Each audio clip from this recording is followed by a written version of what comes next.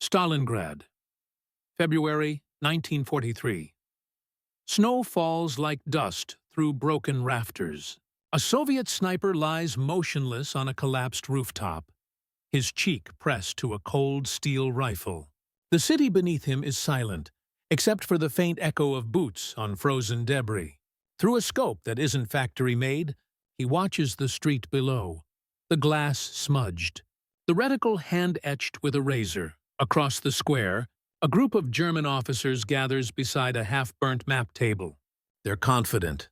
The Red Army lines are a few hundred meters away. Too far, they think, for a Soviet marksman to reach them in this storm. But the sniper knows his range, knows his angles, and knows the fragile mechanics of the scope he rebuilt from scavenged parts. Fragments of binocular lenses, a brass pipe, and tape from an old field radio.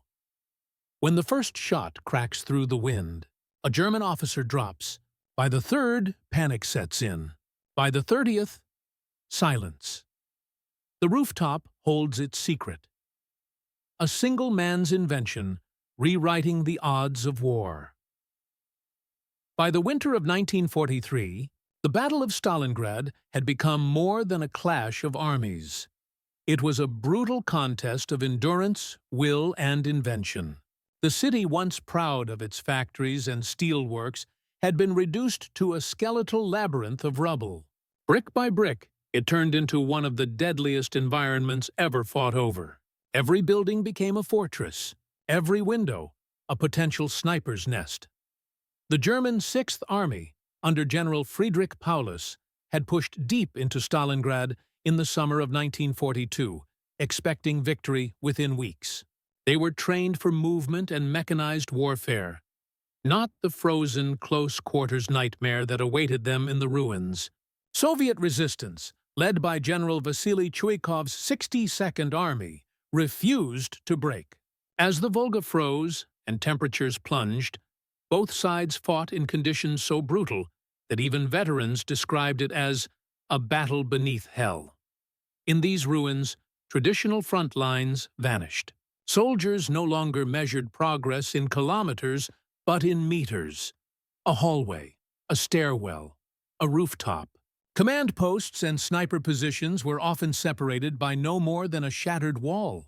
The city's shattered skyline became a silent battlefield of unseen duels. Snipers emerged as the most feared figures of Stalingrad. To both the Germans and Soviets, they represented the unseen edge of the fight, the ability of one soldier to change the rhythm of an entire front. The Red Army, quick to learn from the early months of disaster, turned to precision marksmanship as both weapon and morale tool. They trained thousands of shooters, many of them young men and women from civilian life, hardened by necessity rather than experience. Among them were engineers, factory workers, and hunters, people who understood the mechanics of metal, the geometry of light, and the patience of a hunter's breath. The Soviet command began pairing technical skill with battlefield need.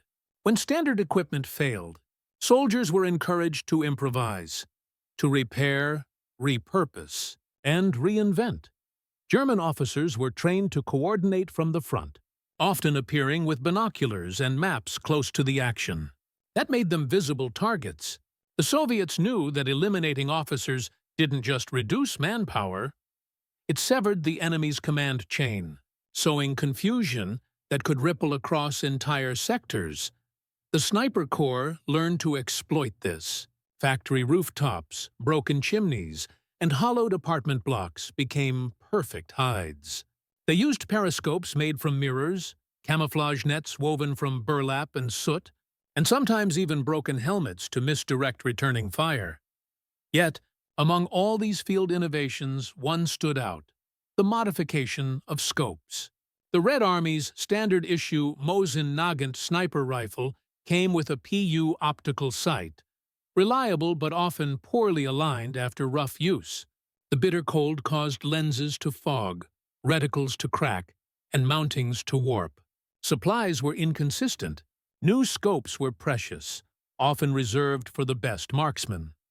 That shortage led to an unlikely phenomenon: homemade scopes. In Stalingrad's workshops and basements, soldiers and engineers began reconstructing optical devices from whatever they could find. Damaged binoculars, camera lenses, and even captured German Zeiss optics were reassembled into working scopes. The process required patience and precision, aligning lenses at the correct focal distance, sealing gaps to prevent fogging, etching aiming lines by hand. To most, these makeshift scopes were crude, but to those who crafted them, they became tools of survival, and, in the right hands, instruments of extraordinary lethality. Some of these innovations were quietly documented in Soviet after-action reports. They described how field mechanics reground glass under candlelight using cigarette ash to polish the edges, or how brass tubing from broken radios served as the foundation for a stable sight mount. Each piece was an act of ingenuity, born of desperation. The man who took to the rooftop in February 1943 was part of this new breed. Soldiers who blurred the line between craftsman and warrior. His rifle, though standard in frame, carried a scope unlike any factory design. Reports from his regiment later noted an unusual, custom optical device that allowed extended range and remarkable clarity even in poor light. From that rooftop, his shots struck not randomly but systematically, targeting officers as they coordinated movement across the square. Within hours, an entire German command detachment was paralyzed, and though his name remains uncertain in the record, the event became one of many whispered examples of how adaptation turned the tide of attrition in Stalingrad. Because in Stalingrad, invention was not luxury, it was survival. And that survival, day after day, was forged not by resources, but by will. The deeper the Germans pushed into Stalingrad, the more the city itself seemed to turn against them. Streets that once carried trams now hid tripwires. Factories that had produced tractors became artillery nests. Even the weather joined the resistance, wind cutting through the ruins, carrying the smell of cordite and brick dust. By December 1942, the German Sixth Army was encircled. Operation Uranus, the Soviet counteroffensive launched in November, had slammed shut the trap around Paulus's forces. Cut off from supply lines, starving and freezing, the Germans faced the reality that the hunter had become the hunted. Within this frozen cage, every rooftop and cellar became a battlefield of its own. The Soviet 62nd Army held the western bank of the Volga, no more than a few square kilometers of rubble, yet fiercely defended. Chuikov's doctrine was simple. The closer we are to the enemy, the safer we are. It meant denying German artillery the advantage of distance and forcing hand-to-hand combat. But it also created an environment where individual skill, particularly snipers, could make an outsized difference. Sniper units were often semi-independent, given freedom to hunt at will.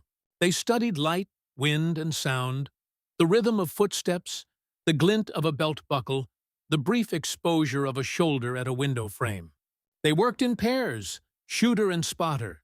Many carried notebooks filled with careful records of range and confirmed kills, not out of vanity, but for tactical analysis. This environment birthed legends. Vasily Zaitsev, for instance, became a national hero with over 200 confirmed kills, his story immortalized as a symbol of Soviet defiance. But for every Zaitsev, there were hundreds of unnamed marksmen who never saw recognition. Men and women whose precision quietly reshaped battles at the scale of a few streets. The sniper on the rooftop with the homemade scope belonged to that invisible cohort. Soviet archives and post-war memoirs describe multiple such cases during the winter phase of the battle. Sharpshooters improvising optics to overcome mechanical failures and shortages. In one report from the 284th Rifle Division, an armorer recorded a modified optic assembly, allowing accurate fire at increased distance under low visibility. The note carried no name, only a date, February 8, 1943. That date aligns with a critical period. By early February, German resistance inside Stalingrad had fractured into isolated pockets. Paulus's headquarters in the Univermag department store was under siege. Soviet troops advanced building by building. Still, German officers tried to direct what remained of their men through the ruins. Exposed moments that snipers were trained to exploit. Eyewitness accounts from Soviet soldiers tell of one such sniper whose position near the Red October factory offered a commanding view of a key square. From that vantage point, he is said to have eliminated multiple German officers in a single afternoon, disrupting the defense of an entire sector. While no definitive name is confirmed, the incident fits the description found in declassified regimental logs and later oral histories of the battle. The details? A. Hand-adjusted scope, repaired using field glass lenses, and exceptional precision against command elements, recur across different testimonies. To historians, they mark a recurring truth of Stalingrad. Innovation didn't come from laboratories, but from men trapped in the ruins. Soviet engineers stationed behind the lines often documented such battlefield inventions. They referred to them as samodelka, self-made devices. These ranged from anti-tank explosives made from unexploded shells to rifles modified with salvaged optics. Each adaptation reflected a grim reality. There was no other choice. For the snipers, the effect was more than tactical. It was psychological. The Germans began to fear windows, chimneys, and even shadows. Orders were issued warning officers not to gather in the open, not to use binoculars, not to stand upright against the skyline. Each command symbolized a shift, fear replacing discipline. What made the Rooftop sniper's feat so remarkable wasn't only the number of officers he struck, but the precision achieved with improvised equipment. In a city where temperatures plunged below 25 degrees Celsius and rifles froze solid, he turned broken parts into a weapon of surgical accuracy. His homemade scope wasn't a miracle. It was mathematics and endurance in their purest wartime form. That afternoon of destruction wasn't an isolated act.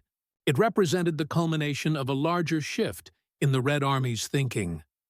The transition from desperation to adaptation. Stalingrad had become the proving ground for Soviet ingenuity, where the smallest inventions carried strategic consequences. As night fell on that battered city, the rooftops stood as silent witnesses.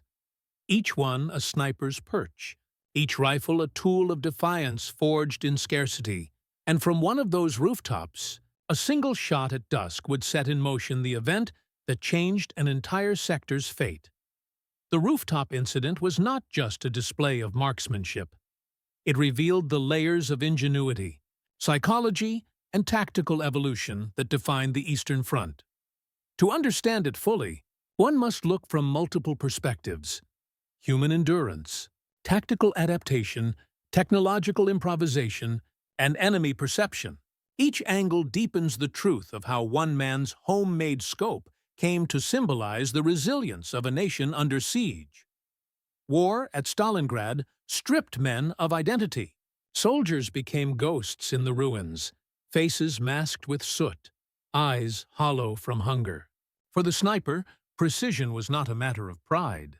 It was the discipline that kept him alive. Each morning began before dawn, not with orders, but with ritual.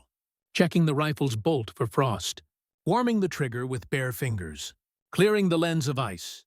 He ate black bread if there was any, drank melted snow, and waited. Sometimes for minutes, sometimes for hours.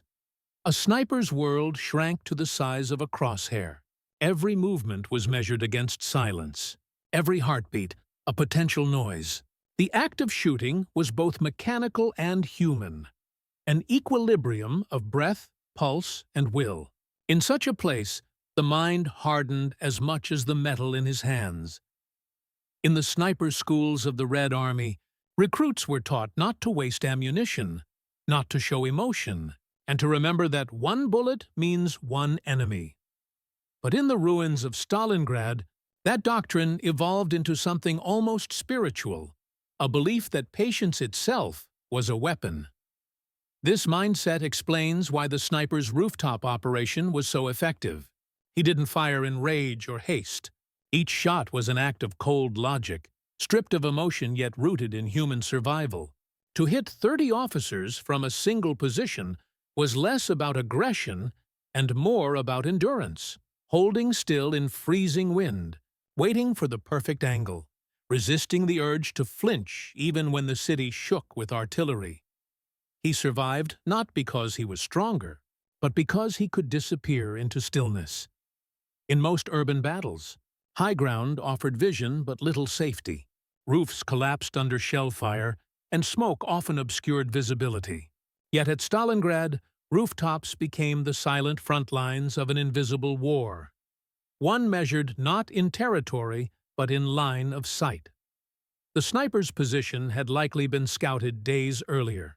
Soviet reconnaissance teams often identified elevated points commanding intersections or supply routes.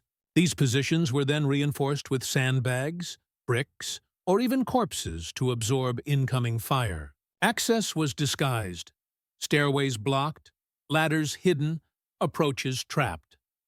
Once positioned, a sniper could hold an entire block hostage. The psychological effect on the enemy was enormous. German patrols would halt mid-step, uncertain if an unseen rifle was tracking them. Officers began to avoid open spaces, choosing underground routes instead, disrupting coordination and morale. The sniper on the rooftop exploited these habits. He understood the rhythm of German movement, the times officers met, the routes they took to relay orders. His field notes, though lost to history, would have been filled with rough sketches, range estimates, and timing intervals. He waited for the moment when the officers gathered, exposed in confidence. By focusing on leadership targets rather than ordinary infantry, he weaponized precision against structure. One bullet at the right moment could collapse an entire command post. This principle, long understood by tacticians, became brutally effective in Stalingrad's chaos, when reports later noted that an entire German section ceased coordinated fire after officer casualties. It reflected this shift, a sniper's role moving from individual combat to operational disruption. The rooftop became a command weapon. The phrase homemade scope might suggest something crude, but in wartime Stalingrad, improvisation often meant brilliance. Soviet factories continued producing optics throughout the siege, but shortages, breakages, and frost damage meant field repairs were constant.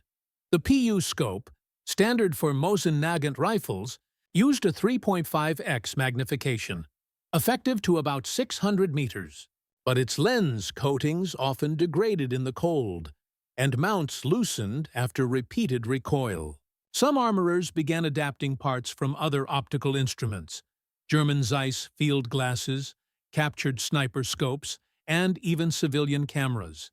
Creating a working hybrid was complex. The focal length of each lens needed recalculation. Improvised reticles were often hand-etched with razor tips on thin glass or mica sheets. Focus adjustments were made by inserting paper shims or taping lenses with resin-soaked cloth. It was crude engineering, but it worked. The homemade scope described in regimental logs was mounted at an unusual height, allowing for quicker target reacquisition. Its magnification exceeded standard Soviet optics, possibly reaching 4x or more, based on distance estimates from the engagement.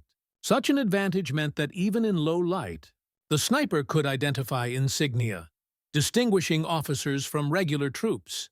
In effect, his invention turned scrap metal and broken glass into a precision instrument. It was not a prototype born of laboratory design, but of battlefield necessity, proof that innovation thrives under constraint. This was not unique to him. Throughout the Eastern Front, Soviet and German soldiers alike developed field modifications. But in Stalingrad, these modifications often defined survival. A lens scavenged from a downed reconnaissance plane or a camera looted from a ruined studio could mean the difference between vision and blindness. In this sense, the sniper's homemade scope wasn't merely a tool, it was a symbol of adaptation, a literal lens through which the Red Army viewed hope in the frozen ruins. For the German soldiers trapped inside Stalingrad, snipers represented an enemy that never slept. They could not be bombed, could not be charged. They were shadows on the skyline, invisible but always watching.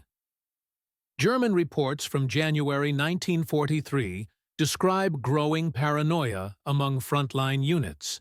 Officers ordered curtains hung over windows, forbidden men to light cigarettes, and banned gatherings of more than 2 soldiers in the open. When officers were killed, chaos followed. Orders delayed, confusion spreading like frostbite. The sniper's rooftop massacre amplified that fear. Survivors spoke of invisible executioners, convinced that the Soviets had perfected new optics or night-fighting devices. Some reports even claimed the use of automatic guided sights, a myth born of desperation. For the Wehrmacht, this unseen threat shattered discipline. It transformed Stalingrad from a battlefield into a nightmare theater where every ruined wall could hide death. The homemade scope, unknown to them, became a phantom technology, a weapon that existed beyond their understanding. Each perspective, human, tactical, technological, and psychological, converges toward one inevitable moment, when the rooftop sniper would use all of these to deliver 30 shots that redefined an entire sector's fate. 3. Sniper's rooftop operation was not a single act of defiance. It was a convergence of countless factors that defined warfare in Stalingrad: leadership under pressure, moral endurance, and the sheer adaptability of the human mind. The remaining perspectives complete the picture of what this moment meant, not only to one soldier, but to the psychology of an entire war. In Stalingrad, leadership was tested not by grand maneuvers, but by the ability to command amidst chaos. German officers in the city faced an impossible task: coordinate starving, freezing troops with collapsing lines of communication. Radios failed, maps were outdated, and every order carried life-or-death consequences. The Red Army understood this vulnerability. Soviet doctrine emphasized decapitation strikes, eliminating officers to disrupt coordination. It wasn't merely vengeance, it was strategic logic. A platoon without an officer might still fight, but its direction faltered. Orders delayed by minutes could mean entire units annihilated by Soviet counterfire. When the rooftop sniper began his series of shots, his true target wasn't 30 men. It was the German chain of command itself.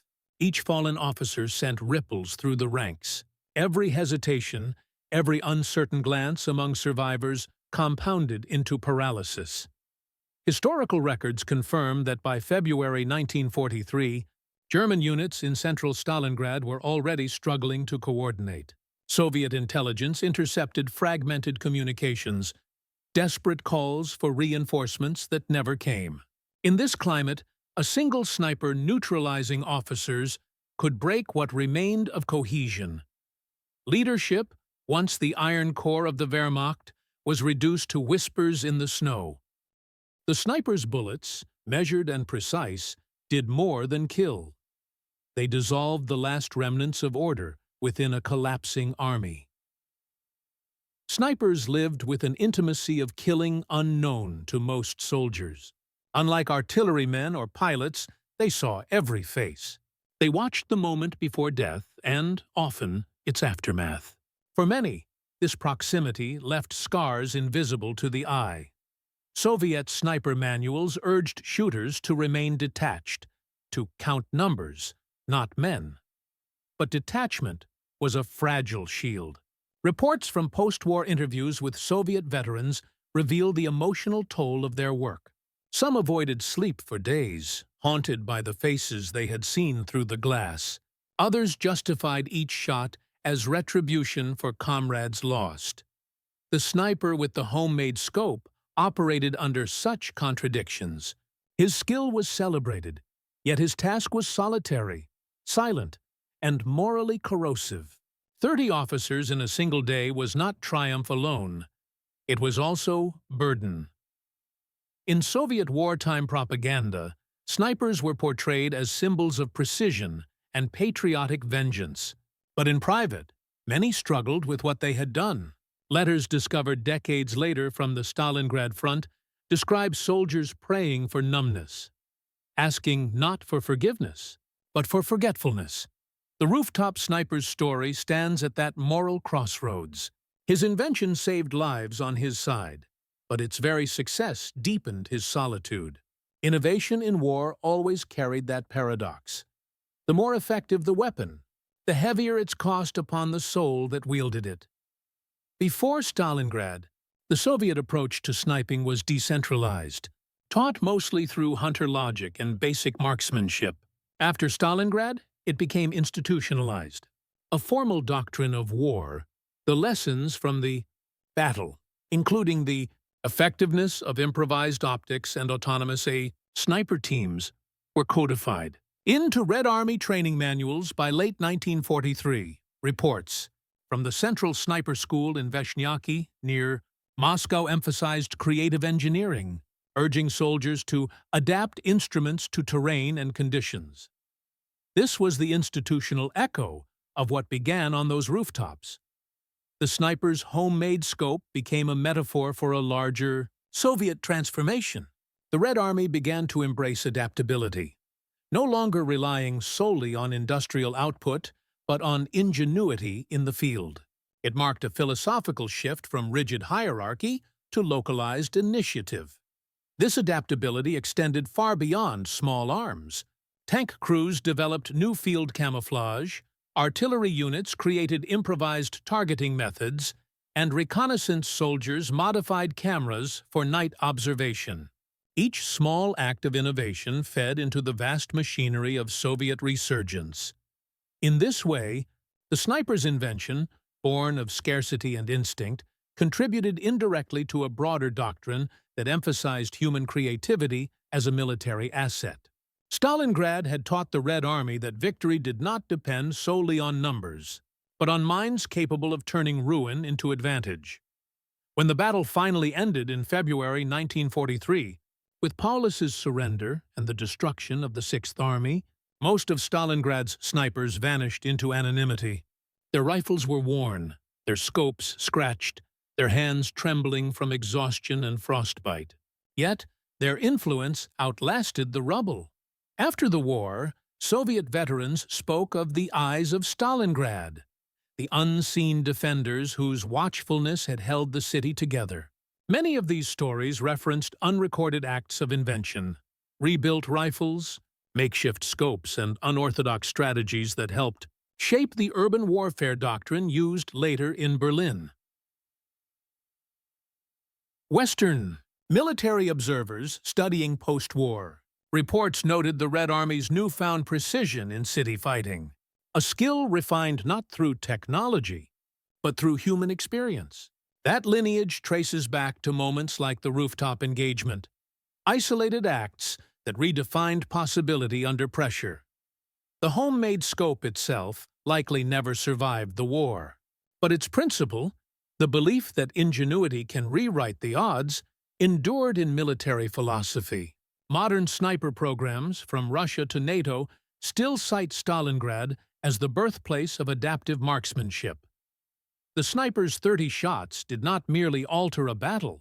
They encapsulated an entire generation's transformation, from desperation to dominance, from scarcity to innovation. And as the final echoes of war faded, his story, like many others, dissolved into silence, remembered not by name, but by legacy.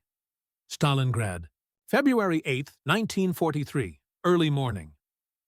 The wind carried the echo of distant artillery across the Volga. The sky was pale gray, a colorless dawn that bled into the jagged skyline. Smoke rose from the ruins of the Red October factory. twisting through beams of broken light. From the rooftop of a half-collapsed administrative building nearby, a Soviet sniper adjusted the focus of his scope. His creation, built from scavenged fragments and stubborn patience, he had chosen this spot days earlier. The structure overlooked a key intersection once known as Command Square by German troops. Through the cracks of a destroyed chimney, he could observe the enemy's routine. At 09 Ceres each morning, officers emerged to inspect troop movements and issue local orders. They believed the sector was secure. The previous Soviet snipers had been neutralized, and no visible fire had come from this quadrant in weeks. His position was primitive, yet perfect. The upper floor was gone, leaving skeletal beams that gave him clear elevation without silhouette exposure. Below him, bricks insulated the rifle from recoil vibration. A broken mirror provided a rear-view check for movement, and his spotter, positioned 2 rooms away, relayed timing with coded knocks on a pipe. At precisely 8:57, the first figures appeared in the square. The sniper steadied his breath. The wind was calm, temperature -21. The air itself seemed to freeze between heartbeats. Through the lens, 2 salvaged pieces of binocular glass held in a brass pipe, he saw them clearly. 3 German officers in gray greatcoats, one unfolding a map. Their gestures were crisp, deliberate, confident. He exhaled slowly. The first shot cracked through the silence. A sharp, echoing thunderclap swallowed by the ruins.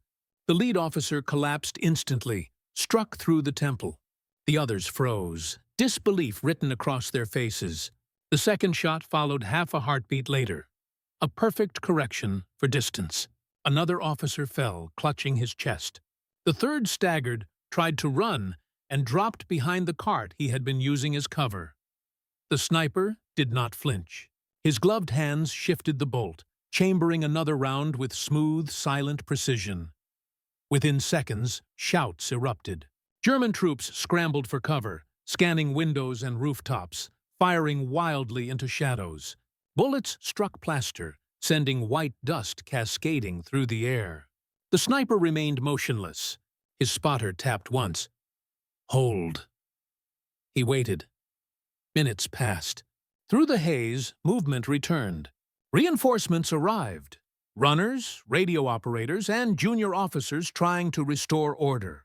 They used the same open ground, unaware the sniper still had them in his crosshairs. He resumed. Each shot was measured, methodical. The homemade scope's clarity exceeded expectations. The lens alignment precise. The focus steady despite the recoil. The sniper adjusted range using notches carved into the rifle's wooden stock.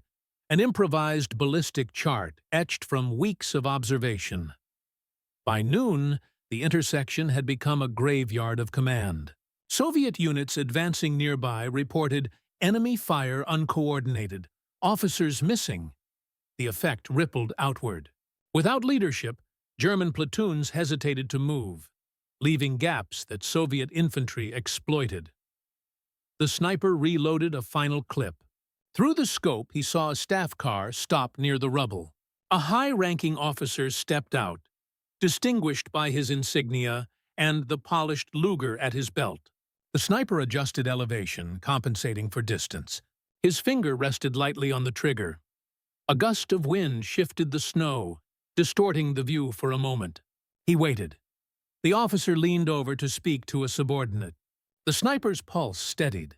Breath in, exhale halfway, pressure. The rifle cracked once more. The officer collapsed beside the car, his body folding like paper. The shot's echo carried across the district. For a moment, even artillery seemed to pause. Then came the chaos, scattered fire, orders shouted in panic, confusion consuming what remained of structure. The sniper lowered his rifle and listened. He could hear the echo of boots retreating, the hiss of wind through hollow bricks. 30 rounds, 30 officers. His spotter knocked 3 times. Signal complete. They disassembled the rifle, wiping condensation from the metal. The scope, wrapped in cloth, was placed carefully inside a torn satchel. Neither man spoke. Words were unnecessary. As dusk fell, the city burned with a dull orange glow. The sniper's building trembled from distant bombardment. He descended through the darkness, guided by memory. Each step rehearsed, each shadow a reminder of survival's fragility. Behind him, the rooftop lay silent. The snow concealed the spent shells, the footprints, the evidence of what had occurred. But the effect would outlive the moment. That night, Soviet command reported unexpected progress across the entire district. German defenses had fragmented. Resistance weakened. No one knew why. To most, it appeared as coincidence. Exhaustion, morale collapse, another inch of ground reclaimed. But in the regiment's after-action notes, a short, almost cryptic line appeared. Unidentified sniper neutralized enemy leadership at 0900 hours. Scope of unknown type. Impact decisive, that was all. No name, no commendation, no reward. Only the quiet acknowledgement of an invisible hand that had turned the tide of a single sector. The sniper himself would not stay long in Stalingrad. Within weeks, the Sixth Army surrendered. The city fell silent at last. Not victorious, but emptied of life. For the survivors there was no triumph, only endurance. Yet among those who endured, the story of the man with the self-made scope became whispered proof of something larger. That even in a world reduced to rubble, the human mind could still outthink its destruction. And in the city's cold twilight, one truth became clear. Innovation, not abundance, had decided the outcome of Stalingrad's final days. Night fell heavy over Stalingrad. The fires that once marked the German front lines had dimmed into distant embers, flickering beneath a shroud of black smoke. The snow, gray with ash, muffled every sound. Only the slow drip of thawing ice and the low hum of wind through twisted steel remained.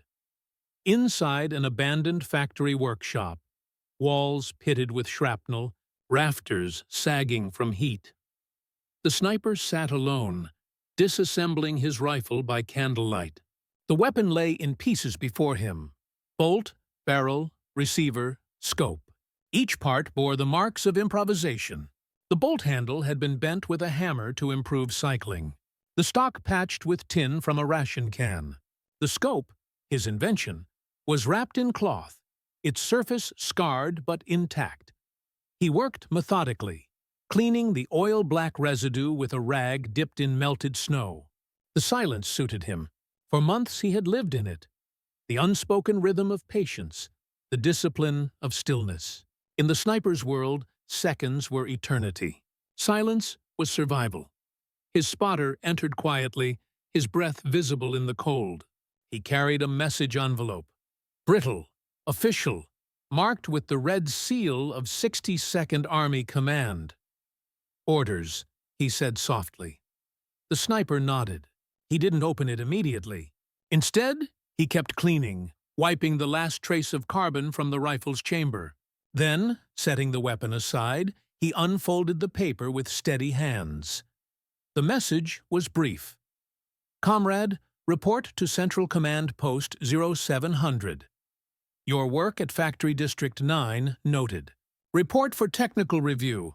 Innovation on optical targeting." He read it twice, then folded it back into the envelope. For the first time since the siege began, he smiled faintly. Not with pride, but with something deeper, quieter. Disbelief. Recognition was rare in this war, especially for men like him. Nameless soldiers buried beneath the rubble of statistics. The spotter sat across from him, rubbing his frozen fingers. "They noticed?" "They noticed," the sniper replied. But what they didn't know was how close it had all come to failure. Only 3 days earlier, his scope had nearly cracked under the recoil, one misaligned lens threatening to shatter months of work. He had repaired it using melted adhesive scraped from a destroyed radio panel. Even the reticle, the fine cross etched into the glass, had been carved with the tip of a sewing needle heated over a candle. He thought back to that night, to the hours spent scavenging lenses from dead binoculars, the long debates among his unit whether such a contraption could ever hold accuracy. They had laughed at first, calling it the farmer's telescope. Yet when he first tested it, hitting a distant helmet at 600 meters, the laughter stopped. That farmer's telescope had now silenced an entire command chain. The next morning, he and his spotter made their way through the ruins to the command post, a bunker dug into the frozen earth beneath a collapsed railway bridge. Inside, the warmth of stoves and chatter of officers felt alien after months in the open cold. A young lieutenant escorted them to a narrow table lined with blueprints, shell casings, and damaged weapons under study. At the center stood a tall man in a fur-lined coat. Colonel Voronov, head of equipment evaluation. "So," Voronov began, "you're the one they call the mechanic." The sniper didn't respond immediately. The nickname was new to him, but fitting. Voronov gestured to the rifle. "Show me your work." He unwrapped the scope, placed it gently on the table. The officers leaned in, inspecting the crude construction. The solder seams, the brass pipe casing, the mismatched lenses. One man chuckled. Another whispered, "Impossible this thing shoots straight." The sniper said nothing. He adjusted the lens alignment, set the scope on its mount, and gestured to a sandbag target 400 meters away, visible through a narrow slit in the wall. "Watch," he said quietly. He took a single shot. The bullet punched through the center of the target. The room fell silent. Voronov stepped forward, examining the scope again. You built this with scrap?" "Yes, Comrade Colonel, from binoculars, glass fragments, and radio tubing." Voronov nodded slowly. "You understand what this means? If we reproduce this design, we can equip every rifleman in the division." The sniper hesitated. "It won't hold factory precision. It takes time, alignment, patience. The glass must match curvature exactly." Voronov smiled faintly. "Then you'll teach them." That night, a formal report was filed to Moscow under the heading Experimental Field Optics, Stalingrad Sector. It noted the design's potential for long-range adaptation, but bureaucracy buried it. As the front shifted, so too did priorities. No factory prototype was ever made. The sniper returned to his post, and the war moved on without ceremony. Still, within weeks, the tide had fully turned. The Germans surrendered at Stalingrad. Thousands of prisoners marched through the same intersections once patrolled by officers he had quietly erased. Among Soviet ranks, his legend spread quietly, passed from trench to trench, from sniper to sniper. Some said his scope was magic, that it could see through smoke. Others claimed he could aim by sound alone. But the truth was simpler. He was a man who refused to accept that broken tools meant defeat. When asked years later what he remembered most of that winter, he answered only, "The silence after the last shot. It wasn't victory I heard. It was peace." In that moment, the story of the Stalingrad sniper, the man with the insane rifle trick, became more than legend. It was a testament to the quiet defiance of human ingenuity in the face of annihilation. Even now, historians still debate his name, his unit, whether the rifle truly existed as described. But one fact remains undisputed. Somewhere in the ruins of that city, innovation, born not from luxury, but desperation, changed the course of a battle that changed the course of history. When the guns finally fell silent over Stalingrad in February 1943, the city no longer resembled a place where human life could exist. It was a wasteland of dust, ice, and corpses, a frozen monument to endurance. Streets were unrecognizable, bridges lay collapsed into the Volga, and entire districts existed only as skeletal outlines under snow. Yet within that devastation, The Soviet flag rose again over the shattered ruins of the Red October factory. The surrender of General Paulus and his once mighty Sixth Army marked one of the most decisive turning points of the Second World War. Nearly 300,000 German soldiers had entered Stalingrad months earlier. Less than 100,000 survived to be taken prisoner. Of those, only a fraction would ever return home. It was not merely a military collapse, it was psychological. The myth of German invincibility had been shattered under the frozen rubble of the Volga. For the Soviet Union, Stalingrad became more than victory. It was rebirth. The Red Army had bled almost beyond endurance, but it had proven that even the most desperate defense, when fused with ingenuity and unbreakable will, could halt the most powerful army on earth. And in the midst of that grand victory, smaller, quieter stories began to circulate. Stories that revealed how survival often depended less on strategy than on human creativity. Among them was the account of the unknown sniper with the homemade scope, a figure whispered about in mess halls and field hospitals. Some officers dismissed it as myth, a convenient morale tale. Others swore they had seen his handiwork firsthand. German officers struck down mid-command, a single shot tearing through their binoculars or caps as if guided by unseen precision. Military archives from the 62nd Army do, however, hint at something real. Within the field evaluation reports, Stalingrad sector, dated March 1943, appears an entry. Observation device. Custom-fabricated optical lens system. Constructed from binocular fragments and brass tube. Accuracy within 700–800 meters verified. Operator identity unconfirmed. It was one line among thousands of bureaucratic notes, but it testified to something extraordinary. Even amid starvation and ruin, soldiers were designing, building, and innovating. They were not just fighting, they were inventing survival. When Moscow's Central Sniper School reviewed the recovered rifles from Stalingrad later that year, a few weapons carried handmade modifications, improvised reticles, reinforced barrels, and recalibrated optics, evidence that necessity had driven craftsmanship even in chaos. Some of these weapons were studied for post-war sniper doctrine. Though crude, they demonstrated field adaptability far beyond factory limits. The spirit of those field engineers soon found a place in Soviet military philosophy. By 1944, as the Red Army advanced westward, technical innovation became a cornerstone of doctrine. Units were encouraged to create, modify, and optimize. Weapons workshops were established closer to the front lines. Soldiers who displayed mechanical aptitude were fast-tracked into ordnance divisions. The sniper's homemade scope, though lost to history, had quietly foreshadowed this evolution.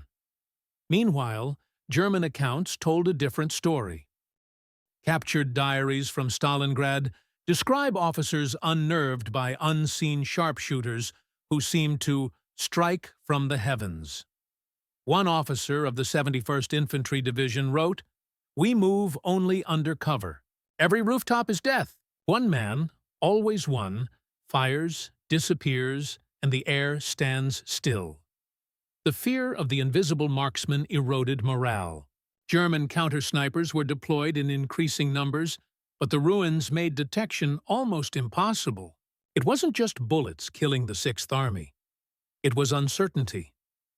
After the surrender, Soviet photographers documented the aftermath, rifles scattered among the ruins, frozen soldiers still clutching their weapons. In one photo, recovered decades later, a Mosin Nagant rests against a shattered window frame, its scope wrapped in cloth and bound with wire. Whether it was his rifle or another's will never be known. But to those who study the photograph, it feels symbolic, the embodiment of the improvisation that defined Stalingrad. As the months passed, life crept back into the ruins. The Volga thawed. Civilians returned to search for loved ones. Children played in the shell craters that once hid snipers. And from those ruins, the Soviet war industry began salvaging. Metal from destroyed tanks became new rifles. Damaged optics were melted down, reground, repurposed. Innovation born of survival now became industrialized. The sniper's spirit lived on, not as a legend of a man, but as a mindset of adaptation. Engineers who rebuilt Soviet optics in 1943–44 often referenced field-corrected glass techniques observed from Stalingrad snipers. Some of those methods directly influenced post-war rifles like the Dragunov SVD, which prioritized durable, easily serviced scopes. Yet the man himself, the sniper who engineered his own vision of war, disappeared into history. His name, if ever recorded, remains buried under the bureaucratic fog of war.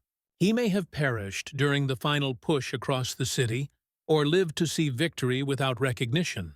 The only trace of his existence is a series of confirmed officer kills recorded between January 28th and February 4th, 30 in total, each at improbable distances, all from a fixed rooftop position near the Barakati factory.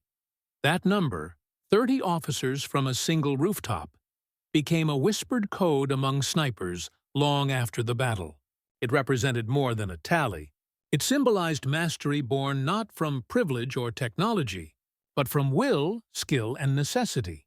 Because in Stalingrad, survival was not given. It was built.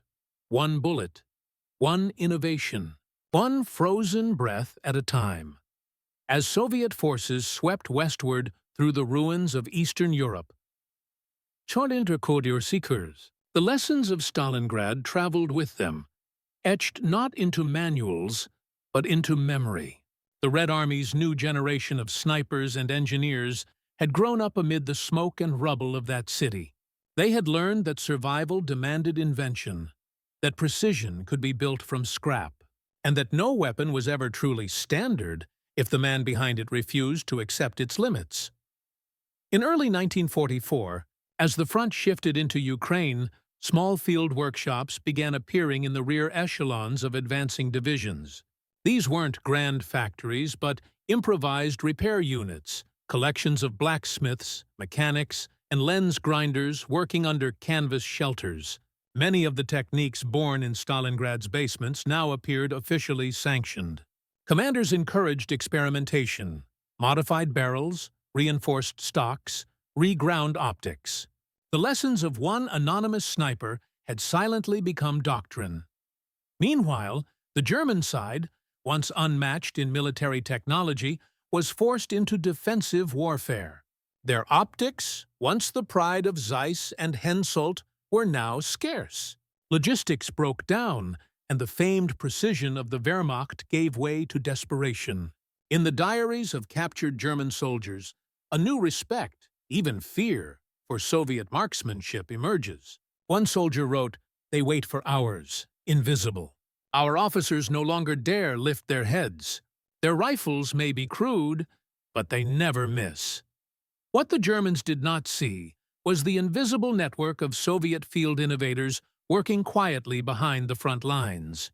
The sniper's homemade scope had inspired dozens of copies, each slightly different, some crude, others surprisingly refined. Soviet reports mention multiple instances of captured German scopes being disassembled and repaired into Russian pattern. The war had turned into a contest not just of strength, but of adaptation. By the war's end in 1945, Soviet snipers had become among the deadliest specialists on Earth. The sniper schools at Veshnyaki and Solnekhnogorsk trained thousands, each student learning not only marksmanship but mechanical repair. Every shooter was taught to strip, clean, and, if necessary, rebuild their optics. A philosophy that began in the rubble of Stalingrad. And though no official record ever attributed this change to a single man, whispers persisted. Veterans who fought at Stalingrad spoke of the mechanic, a quiet soldier who fixed his own scope when the factory models failed. They said his rifle looked nothing like regulation issue. Patched with wire, its barrel wrapped in cloth, the scope mounted slightly off-center. But when he fired, the bullet always struck true. In post-war Soviet literature, fragments of his story survived, disguised within broader tributes.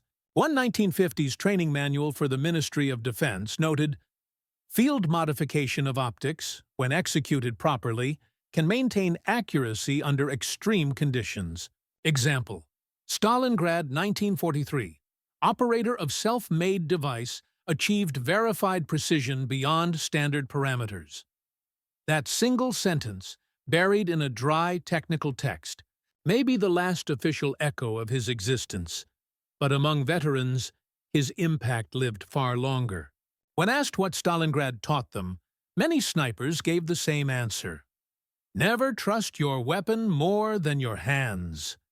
That lesson transcended the war itself. It was carried into post-war design rooms, influencing a generation of Soviet engineers.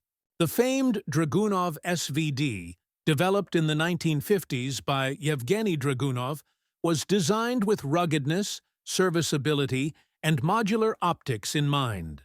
The Soviet military wanted a rifle that could be field repaired, that would hold accuracy under the same punishing conditions that had defined Stalingrad. Dragunov himself had studied combat reports from that battle. Though there is no direct evidence he knew of the unnamed sniper, his design reflected the same philosophy: precision born from simplicity. In Western analysis, this Soviet adaptability was often misunderstood. American and British observers saw crude manufacturing and assumed backwardness. But they missed what Stalingrad had revealed: that the Red Army's strength lay not in uniformity, but in flexibility. Each soldier was both fighter and engineer. Each weapon could evolve. As for the sniper's rooftop, decades later, archaeologists exploring the ruins near the Barakati factory discovered fragments of a rifle mount embedded in concrete. The metal was fused, warped by heat, impossible to identify. But nearby, they found a corroded scope tube, brass, not steel, with the faint remains of lens glass still inside. It was too damaged to restore, but measurements showed it didn't match any known factory model. Some historians believe it might have belonged to him. Others call it coincidence. But those who study Stalingrad closely, who walk its broken foundations and trace the ghosts of its defenders, understand that coincidence has little place in a city where every act of survival was deliberate. The war moved on. The sniper's name faded into the archives, his innovation absorbed into doctrine, his legend reduced to a footnote. But his idea, that ingenuity could triumph where resources failed, endured far beyond Stalingrad. It became the silent principle behind Soviet resilience in the decades to come. In the end, the homemade scope was more than a piece of metal and glass. It was a symbol of defiance, of craftsmanship, of a soldier's refusal to surrender even the smallest advantage to fate. It represented the very essence of the Eastern Front, a place where victory was not born from superiority, but from stubborn, unyielding creativity. And in that spirit, the sniper's rooftop, once just another ruin in a sea of destruction, became, in memory, something sacred. The place where one man's handmade vision cut through the fog of war. One precise shot at a time. In war, history often remembers the generals, the divisions, the grand maneuvers drawn on maps. But Stalingrad reminds us that sometimes history changes because of one man, not by command, but by craft. The sniper with the homemade scope may never have had his name carved into a monument. He left behind no memoirs, no medals, not even a confirmed photograph. Yet, in the shattered geometry of that ruined city, he represented something far larger than himself: the will to adapt when every resource is gone.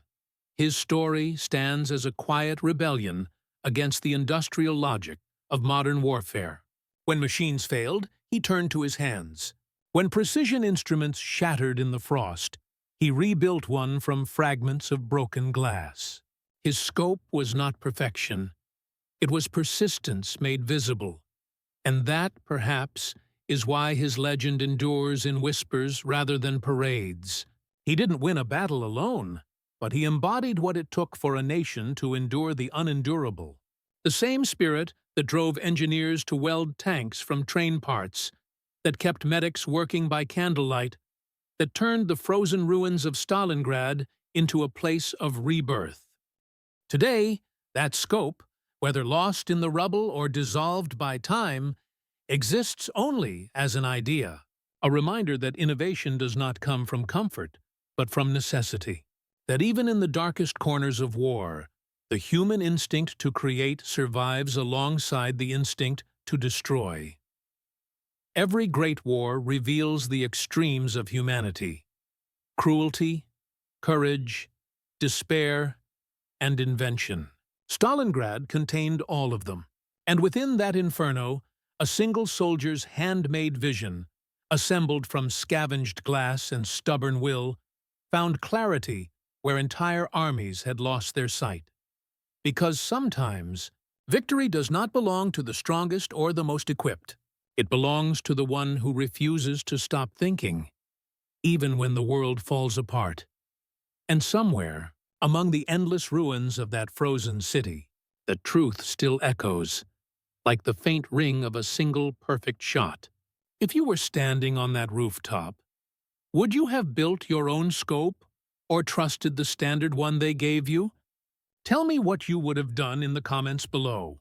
And if stories like this remind you how human ingenuity shaped history, make sure to subscribe.